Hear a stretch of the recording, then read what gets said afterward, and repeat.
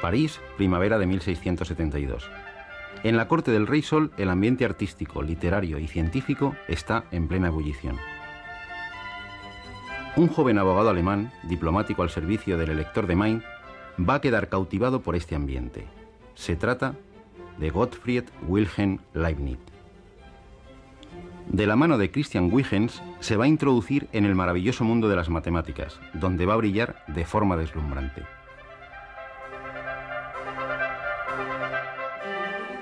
En 1676, Newton le mandará por carta su fórmula del binomio para potencias fraccionarias y negativas. Ambos, trabajando por separado y con métodos distintos, Newton antes pero sin dar publicidad a sus resultados y Leibniz unos años después pero publicándolos antes, van a crear la herramienta más potente y universal de la historia de las matemáticas y de todas las ciencias, el cálculo diferencial y el cálculo integral. Y todo surge al enfrentarse al problema de calcular la tangente a una curva de forma general. Los dos van a chocarse de frente con la piedra angular del análisis matemático, la idea de derivada. Cuando el atleta lanza el martillo, está resolviendo intuitivamente este problema.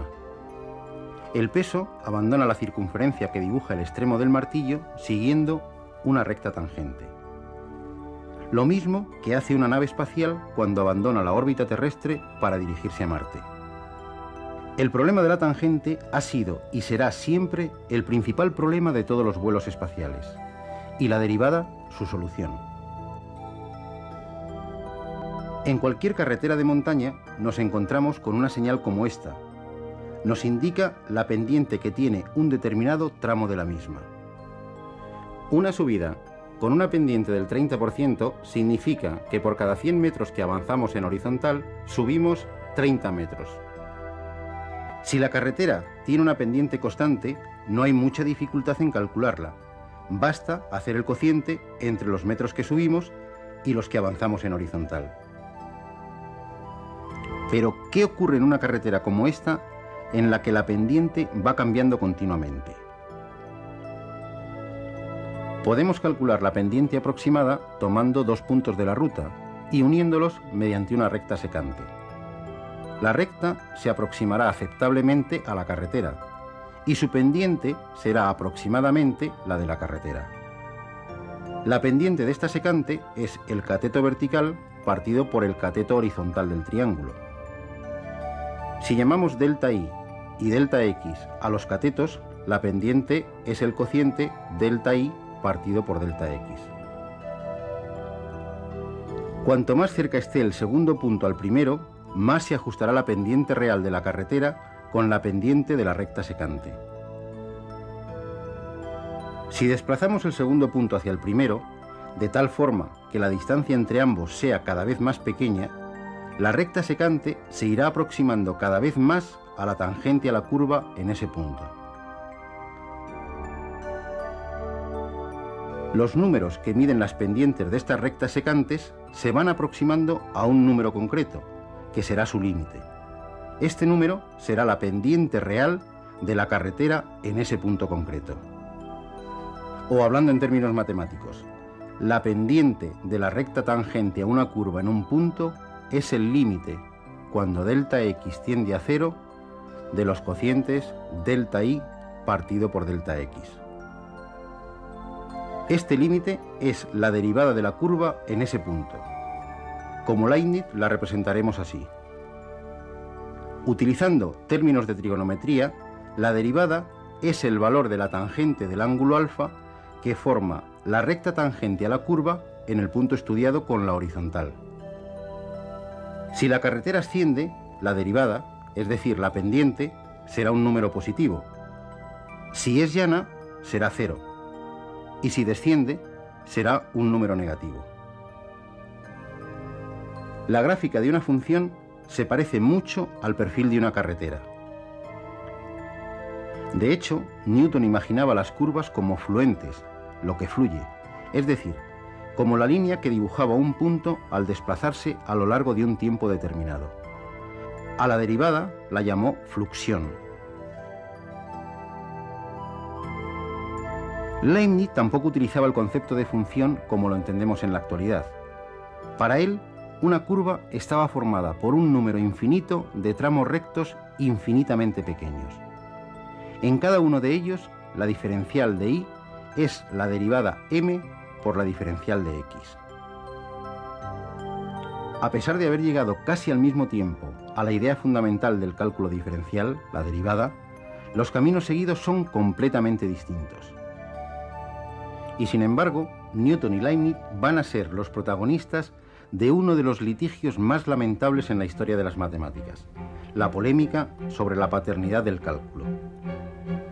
Una polémica subida de tono, con acusaciones de plagio y descalificaciones por ambas partes, que va a significar la ruptura de las matemáticas británicas con las del continente durante casi 2 siglos. Con la idea de derivada, 2 de los problemas irresolubles hasta ese momento se convertían en simples rutinas al alcance de cualquier estudiante de secundaria. Pero no solo habían resuelto estos problemas, habían abierto la puerta a la ciencia moderna, aportando la herramienta para estudiar los fenómenos más dispares en los más diversos campos. Pero volvamos a finales del siglo XVII. Aún queda un serio problema por resolver, el de las cuadraturas, es decir, cómo calcular el área de una figura limitada por curvas.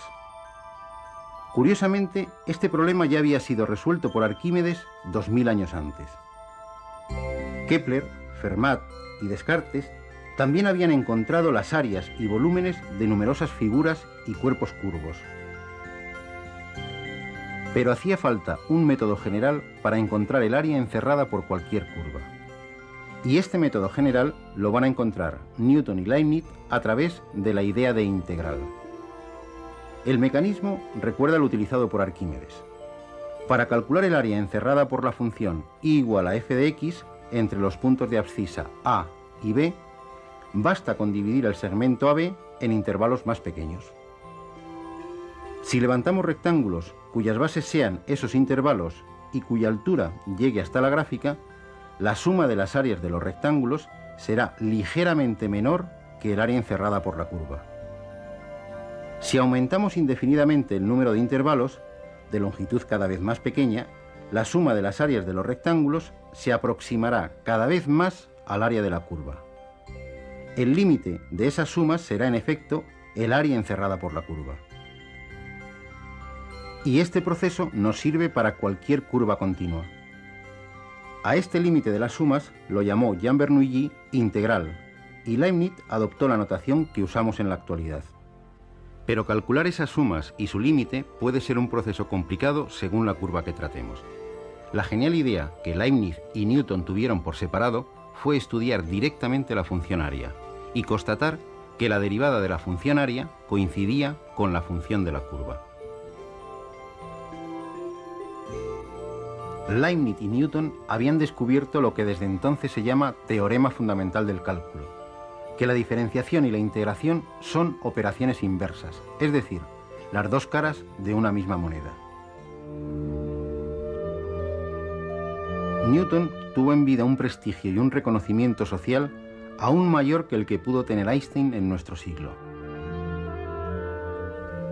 Como los reyes y muy pocos nobles, fue enterrado en la abadía de Westminster.